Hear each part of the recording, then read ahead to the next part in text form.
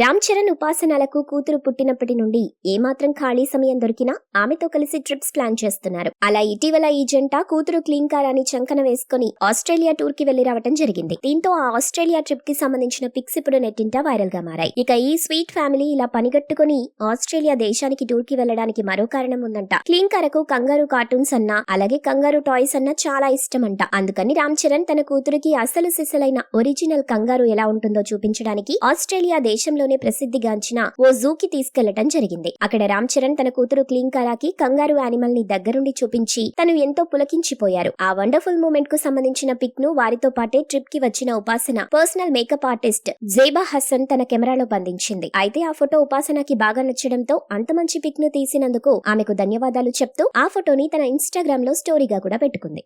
మీరు ఇలాంటి interesting news updates మరిన్ని తెలుసుకోవడానికి ఇప్పుడే మా ఛానల్ ని లైక్ చేయండి, ఫాలో చేయండి, సబ్స్క్రైబ్ చేయండి.